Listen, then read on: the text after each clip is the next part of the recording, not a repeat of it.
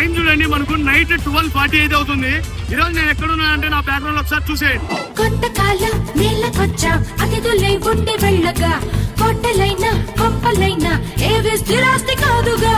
కాస్త స్నేహం కాస్త